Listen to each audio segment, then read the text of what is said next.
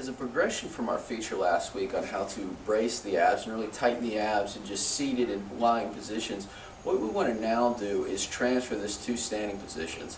One of the biggest disconnects in abdominal training is the stuff that we do on the floor, whether it be planking, crunching, whatever, often does not transfer to standing positions. That's because we don't know how to really brace our abs in standing positions. So in order to do so, it's important to actually perform abdominal exercises while we're standing and engaging this abdominal brace, really in order to transfer this toning effect from the floor to standing. When you're able to brace your abs in standing, it immediately tones everything up, flattens the stomach like a pancake. So what I'm going to do tonight is just show you a couple progressions that you can utilize to do so.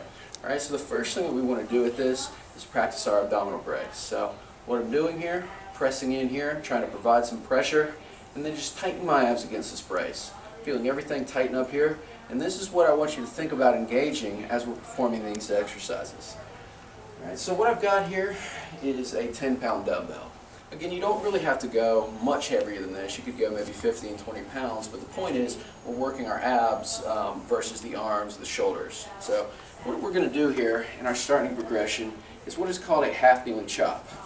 I'm starting here, I'm engaging my brace, and I'm just chopping up and coming down. And with this, I'm just thinking about using my oblique and really contracting as I'm coming down to stabilize the weight. I'm looking for anywhere from 8 to 12 reps on each side.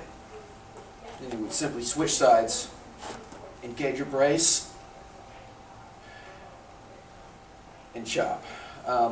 From here, you can also perform what's called an overhead chop, where you're just coming straight up and chopping overhead. Now, this would be the first posture that you would utilize coming up from the floor. Once you became pretty comfortable in this position, you're not wobbling all around, you feel like you're pretty stable and you're able to keep that brace going on during the exercises, we're going to bring this up into a standing position. Same rules would apply. I'm going to come into a half kneeling stance here, and I'm just chopping up and down. At this point, you can combine the exercises by chopping to the side.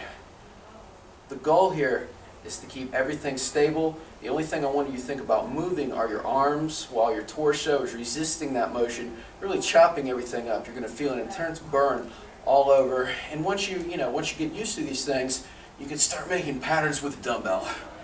Side to side, forward, figure eights, really to provide a great stimulus for total overall development. Just remember to keep that brace going on, practice during the day, and you'll really get a great effect. Maybe after performing your floor exercises, hit a standing exercise. It's a really good way to top off your abdominal routine, and that's your standing abs feature.